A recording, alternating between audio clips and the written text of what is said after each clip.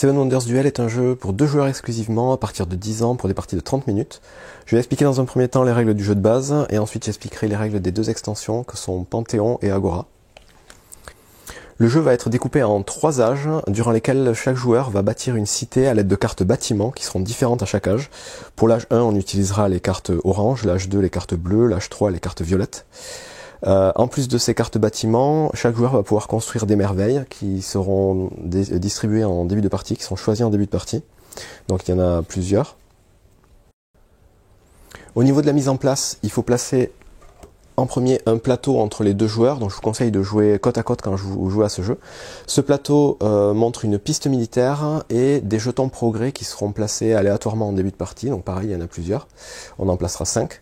Sur le plateau de piste militaire, on va aussi mettre des jetons de perte de monnaie aux emplacements indiqués, donc il y en a 4.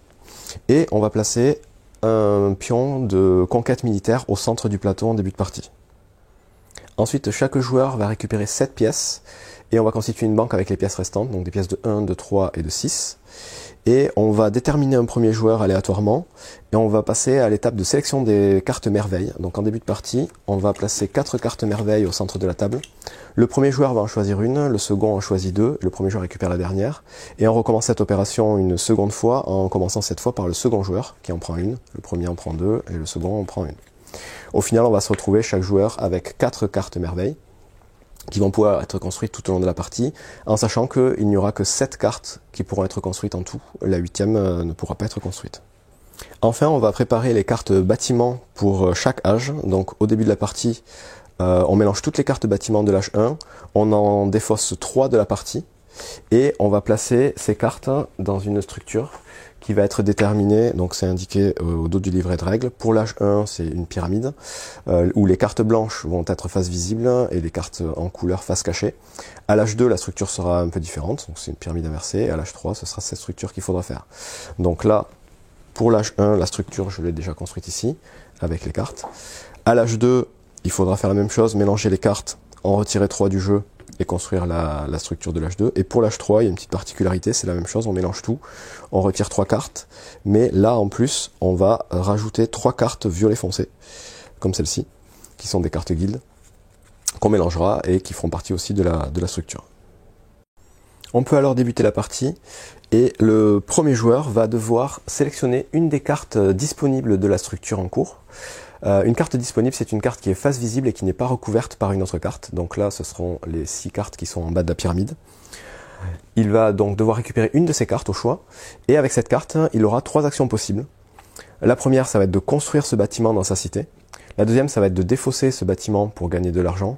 Et la troisième, ça va être d'utiliser ce bâtiment pour construire une de ses merveilles. Les cartes bâtiments ont toute une structure identique. Il y a un bandeau de couleurs qui va déterminer le type de bâtiment. Au total, il y a 7 types de bâtiments dans le jeu. Dans ce bandeau de couleurs, il y aura un logo au centre qui sera la capacité du bâtiment.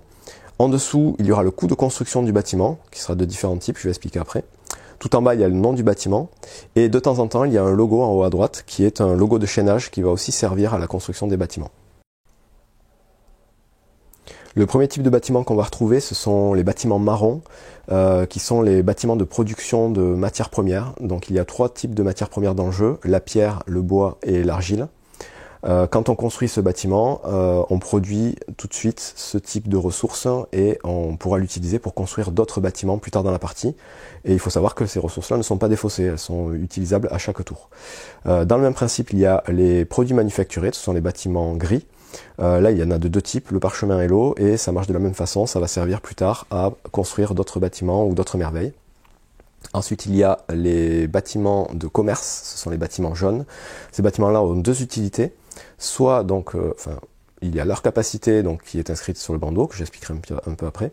Et en plus de ça, ces bâtiments-là, quand on va vendre des cartes bâtiments pendant la partie, vont permettre de gagner plus d'argent en fonction du nombre de cartes jaunes qu'on aura dans notre cité. Ensuite, il y a les bâtiments bleus, ce sont les bâtiments civils. Ceux-là, ils servent uniquement à marquer des points de victoire en fin de partie. Donc vous avez ici l'icône de points de victoire. Ensuite, les bâtiments verts, ce sont les bâtiments scientifiques. Ces bâtiments-là vont servir à 2 choses. Le principe, c'est qu'ils ont tous un symbole sur leur bandeau. Ces symboles-là, en tout, il y en a 7 dans le jeu.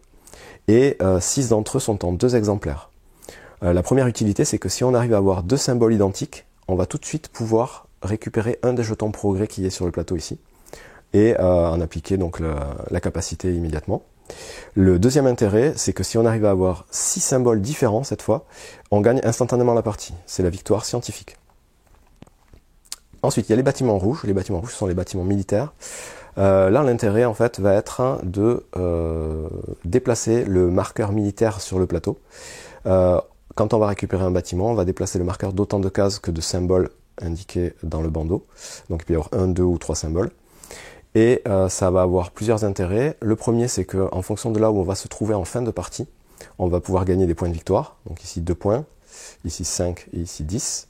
L'autre intérêt, c'est que quand on va rentrer dans une zone avec un des jetons, on va tout de suite le défausser et appliquer son effet. Le premier jeton va obliger l'adversaire à perdre 2 pièces, le second à perdre 5 pièces.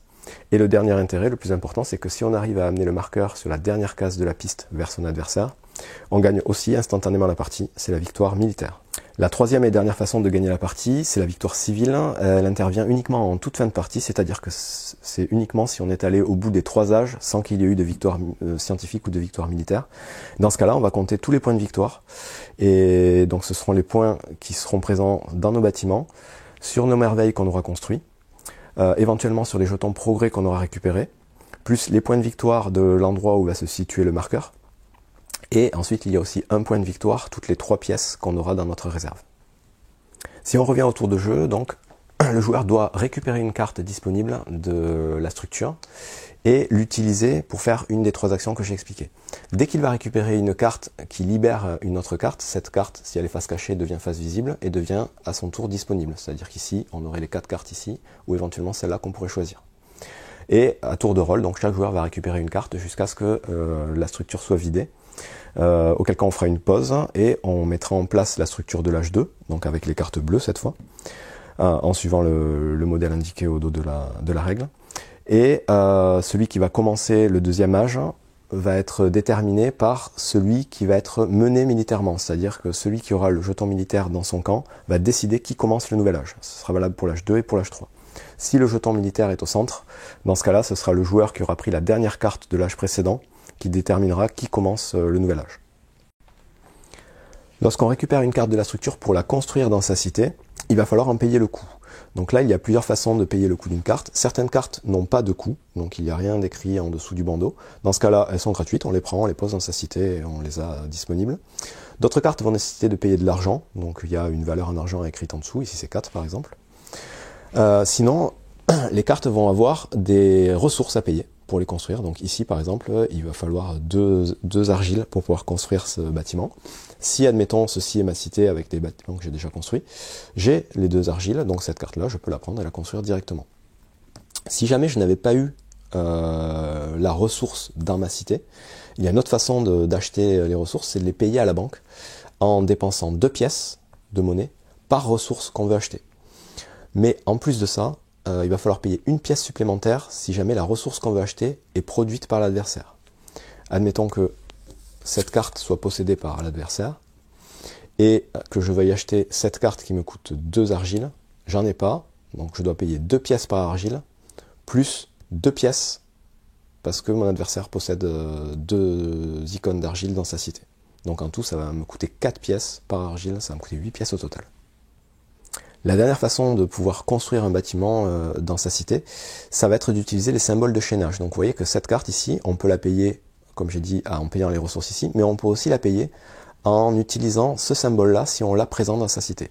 Donc par exemple, sur cette carte, si j'avais acquis cette carte plus tôt dans la partie, j'ai le symbole de masque.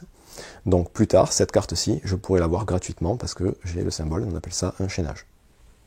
Voilà toutes les façons de pouvoir construire une carte dans sa cité. L'autre action possible avec une carte qu'on récupère donc de la structure, c'est de la défausser, donc de la sortir du jeu, pour récupérer 2 pièces. Donc on gagne 2 pièces par carte défaussée, plus autant de pièces qu'on aura de bâtiments jaunes dans sa cité au moment où on fait la vente.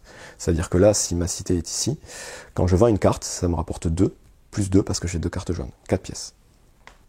Enfin, dernière des 3 actions possibles quand on récupère une carte de la structure, c'est de construire une merveille. Et dans ce cas-là, chaque carte merveille est structurée de la même façon. Vous avez leur coût qui est indiqué en bas à gauche, Donc c'est le même principe que pour les bâtiments, il faut avoir les ressources ou alors les payer à la banque. Si vous avez toutes les ressources nécessaires ou que vous avez l'argent pour les payer, vous prenez la carte de la structure, peu importe son coût, vous la mettez face cachée et vous allez la glisser sur le côté ici pour indiquer que la carte est construite. Et à partir du moment où vous construisez une merveille, vous gagnez son bénéfice qui est inscrit sur la droite de la carte. Je vais les passer en revue tout à l'heure. Je vais maintenant vous expliquer quelques symboles qu'on peut retrouver sur les jetons progrès, les merveilles ou certaines cartes. Et on aura fait le tour de la règle. Donc, les jetons progrès, dès que vous les récupérez, vous gagnez leur bénéfice. Donc ici, ça vaudra 7 points en fin de partie. Ici, c'est le 7e symbole scientifique qu'il y a dans la partie. C'est le seul qui est en un seul exemplaire. Ici, dès que vous récupérez le jeton, vous gagnez 6 pièces et vous aurez 4 points en fin de partie. Ce jeton-là, à partir du moment où vous l'avez, à chaque fois que vous allez construire un bâtiment rouge, vous considérerez qu'il a un symbole de plus que celui qui est indiqué sur son bandeau. Donc ça peut permettre d'aller beaucoup plus vite sur la piste. Ici, ça va vous permettre à chaque fois qu'un joueur achète des ressources à la banque au lieu de les avoir dans son stock, au lieu de payer à la banque, il va vous payer à vous qui avez ce jeton. Donc c'est pas mal pour avoir de l'argent facilement. Ici, ça vaut 3 points par jeton progrès qu'on possédera en fin de partie. Ici, ça va permettre de donner le pouvoir de rejouer aux merveilles qui l'ont pas. Donc on va voir après ce pouvoir, donc il est présent ici par exemple. Ici il n'y est pas, si vous avez ce jeton, dès que vous construisez cette merveille, vous considérez qu'il a aussi ce pouvoir. Ce jeton-là va vous permettre de construire toutes les cartes bleues en payant 2 ressources de moins au choix. Ici c'est la même chose pour construire les merveilles, c'est-à-dire à partir du moment où vous avez ce jeton, vous payez les merveilles 2 ressources de moins au choix. Ce jeton-là, dès que vous le récupérez, vous gagnez 6 pièces, et à chaque fois que vous allez utiliser le système de chaînage pour construire un bâtiment dans votre cité, vous gagnerez 4 pièces. Au niveau des merveilles, celle-ci vaut 9 points en fin de partie quand elle est construite. Celle-ci permet d'avancer de 2 sur la piste militaire, elle vaut 3 points en fin de partie.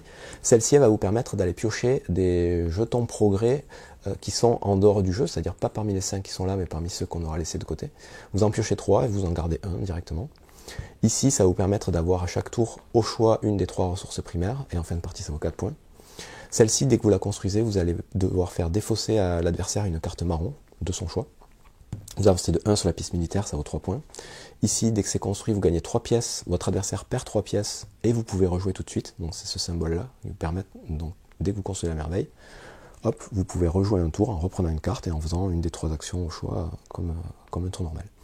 Ici, vous gagnez 6 pièces immédiatement, vous pouvez rejouer et vous avez 3 points en fin de partie. Si vous obligez l'adversaire à défausser une carte grise, vous avancez de 1 sur le militaire, ça vaut 3 points. Ici, vous avez chaque tour une des ressources manufacturées au choix, et vous rejouez et vous gagnez 2 points en fin de partie. Si vous rejouez, vous gagnez 6 points en fin de partie. 12 pièces, vous rejouez. Celle-ci va vous permettre d'aller chercher dans la défausse au moment où vous la construisez. Dans la défausse, c'est-à-dire toutes les cartes qui auront été vendues, qu'on aura sorties du jeu. Vous allez pouvoir récupérer toutes ces cartes et en choisir une gratuitement pour la construire dans votre cité. Et enfin, celle-ci va vous permettre d'aller chercher dans la structure de bâtiment un des bâtiments face visible qui est tout en haut de la structure, donc qui normalement n'est pas accessible. Là, vous pouvez le prendre directement et le construire gratuitement dans votre cité. Et ça vaut 2 points en fin de partie. Enfin, sur les cartes bâtiments, les symboles un peu particuliers sont ceux-ci. Donc ceux-ci, quand il y a une ressource avec une pièce de 1 indiquée en haut à gauche, ça va vous permettre d'acheter cette ressource quand vous en avez besoin pour une pièce au lieu de 2, et sans tenir compte du fait que l'adversaire produise ou pas cette ressource. C'est-à-dire que là, quand j'ai cette carte dans ma cité, à chaque fois que je veux acheter du bois, ça me coûte une pièce, uniquement une pièce. Ces cartes-là, dès que vous les construisez, vont vous permettre d'avoir 3 pièces par carte grise dans votre cité, ou par carte jaune, ou ça dépend des trucs, et ça vaut 3 points en fin de partie. Ces cartes-là, ce sont les cartes guild, donc c'est les cartes violet foncé qu'on va rajouter à l'âge 3, donc on en rajoutera 3 à chaque fois au hasard.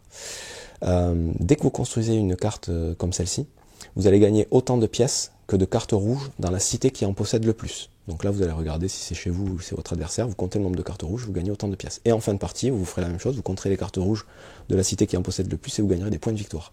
Même chose pour les bleus, même chose pour les jaunes, et même chose pour l'addition des marrons et des grises. Ici, quand vous construisez cette carte, en fin de partie, vous allez pouvoir gagner 2 points par carte merveille construite dans la cité où il y en a le plus. Et ici, vous gagnerez à nouveau 1 point toutes les 3 pièces, en plus des points de victoire habituels de fin de partie. Je vais maintenant vous expliquer les règles de l'extension Panthéon pour Seven Wonders Duel. Donc l'extension Panthéon vient avec un nouveau type de cartes, qui sont les cartes divinités. Elles sont réparties en 5 catégories, et dans chaque catégorie, il y a 3 cartes différentes. En plus de ça, il y a 3 nouveaux jetons progrès. 2 nouvelles merveilles, un petit plateau qu'on vient rajouter donc au plateau principal, c'est le Panthéon. Et il y a des petits jetons qui vont servir à l'âge 1 pour les jetons orange et à l'âge 2 pour les jetons bleus. Toutes les règles de base du jeu restent effectives. La seule différence au niveau de la mise en place, ça va être donc de mélanger chaque paquet de cartes dieu et de les placer sur la table. Il y a aussi une carte porte qui est mise de côté. On va mélanger donc les jetons progrès aux autres jetons progrès du jeu pour pouvoir les tirer aléatoirement et les placer sur la piste de progrès. On va mélanger les merveilles avec les autres cartes merveilles pour pouvoir les distribuer en début de partie. Et au niveau de la structure, on va utiliser la petite tête de jeu.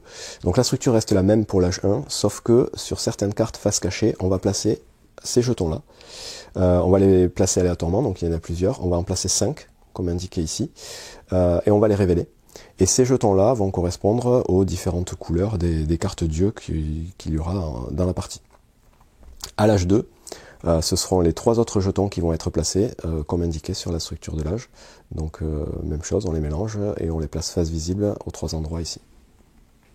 Donc pendant la partie, dès qu'un joueur va révéler une carte, va rendre disponible une carte sur laquelle il y a un jeton, il va récupérer immédiatement ce jeton et le placer devant lui. Et en fonction de la couleur du jeton, il va pouvoir aller prendre les 2 premières cartes du paquet correspondant. Donc vous voyez là, jeton rouge, on prend les 2 premières cartes rouges, les regarder et décider quelle carte il veut placer au Panthéon et à quel endroit il veut la placer. Et l'autre carte, il va la remettre sur le dessus de la pioche. Donc, quand il va placer une carte, il va la placer face cachée, donc son adversaire ne saura pas ce qu'il a mis. Et en fonction de l'endroit où il va la placer, ça va rendre la carte plus ou moins chère à partir de l'âge 2 où on pourra l'utiliser. C'est-à-dire que si le joueur est à gauche et qu'il place la carte ici, ça va lui coûter 3 pièces pour pouvoir récupérer cette carte à l'âge 2. Et l'autre joueur pourra aussi la récupérer, mais lui, ça lui coûtera 8 pièces. Ici, c'est 4 pièces pour la gauche, 7 pièces pour la droite, 5, 6, 5, 6, et c'est symétrique, donc ça va de l'autre côté. Donc là, il faudra bien choisir à quel endroit on veut placer la carte. On va faire ça pour chacun des 5 jetons qui seront présents sur la structure. Donc on va se retrouver en fin d'âge 1 avec 5 cartes dieu qui seront placées face cachée autour du plateau. Et à la fin de l'âge, donc, on rajoutera la porte sur le dernier emplacement qui est resté disponible.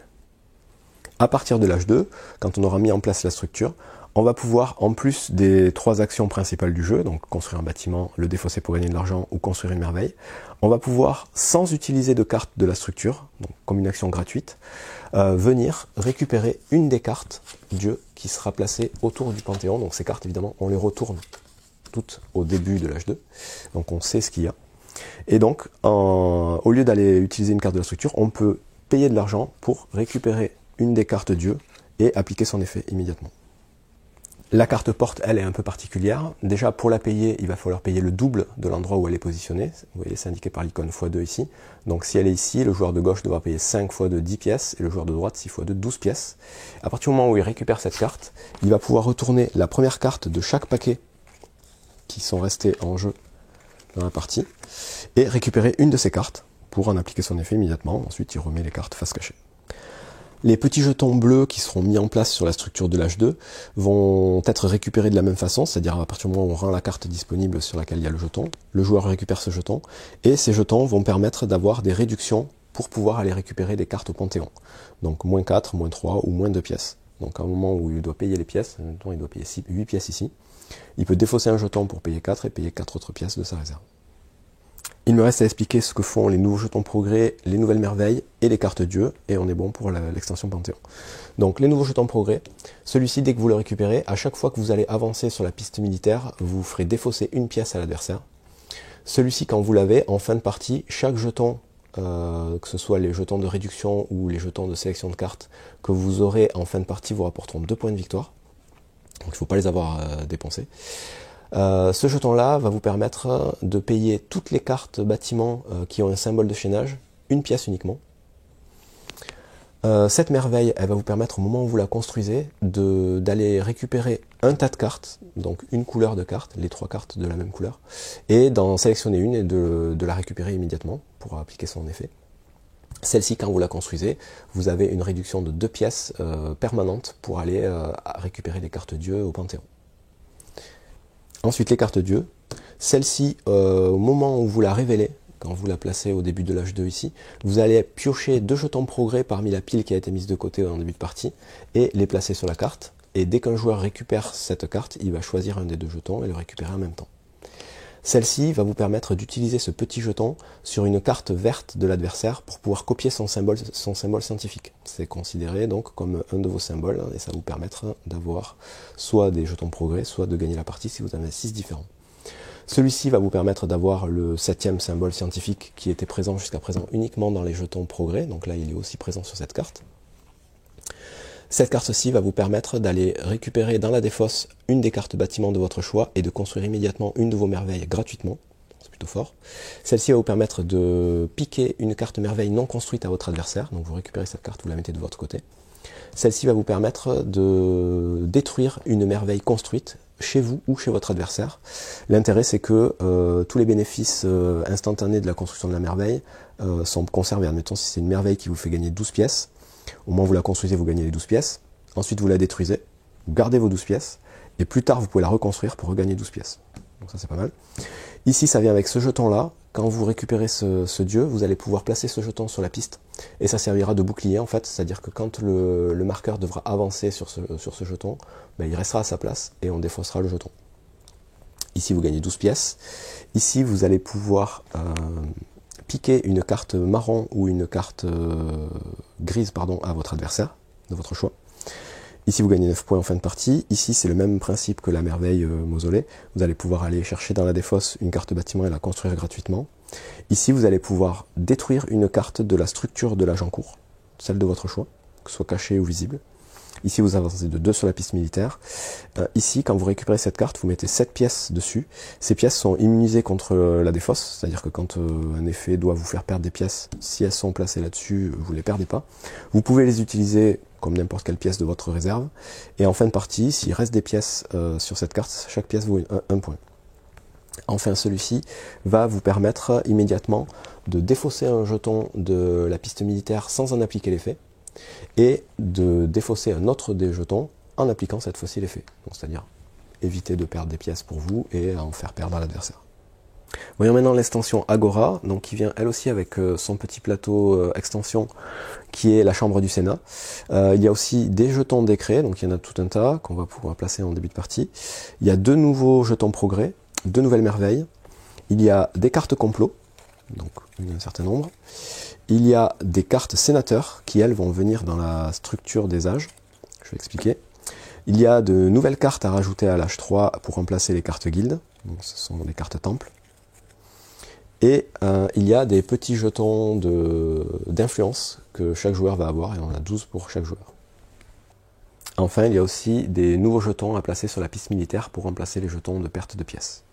Donc, pour la mise en place, les règles restent les mêmes. Les seules modifications, ça va être donc de rajouter les jetons progrès à la pioche de jetons progrès pour les placer, rajouter les cartes merveilles aux différentes merveilles du jeu, donner les petits cubes à chaque joueur, placer le plateau ici, placer des jetons donc de décret, un face visible, un face caché, en alternance tout au long du plateau, donc sur les 6 emplacements, mélanger les cartes complot et les laisser en pioche, et ensuite on va prendre pour l'âge 1 5 cartes, donc on mélange ces cartes sénateurs, les cartes grises.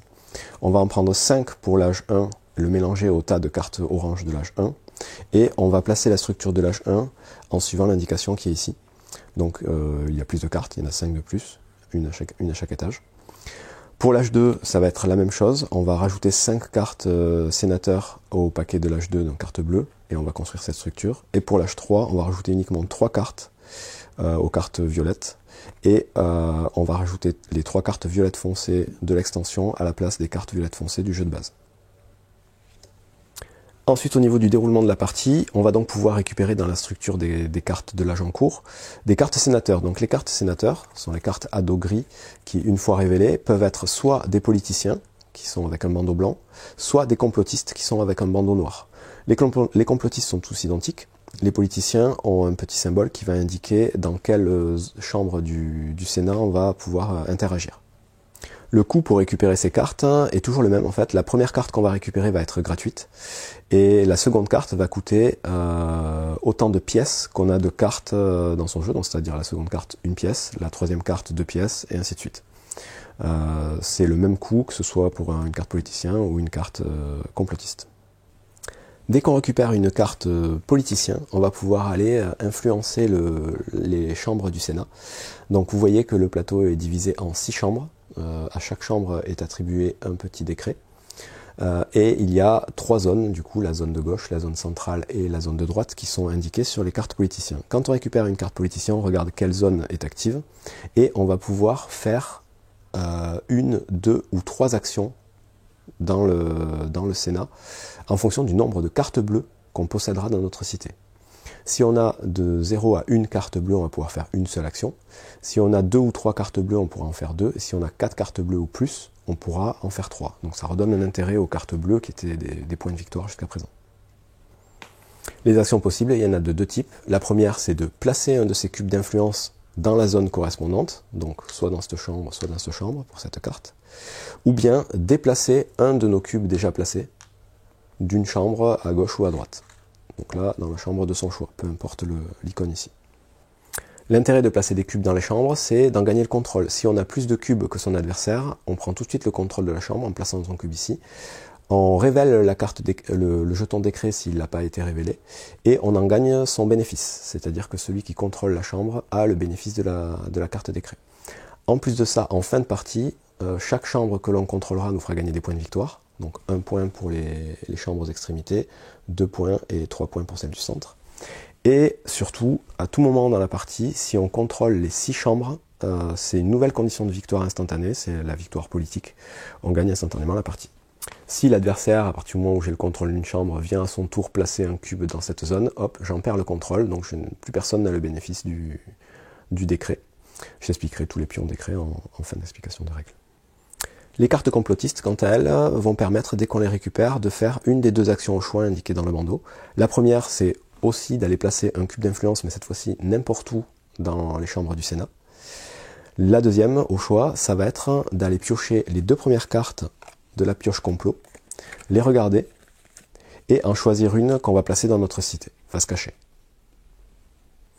À partir du moment où on aura une carte complot dans notre cité, une nouvelle action sera possible avec les cartes de la structure de l'agent court.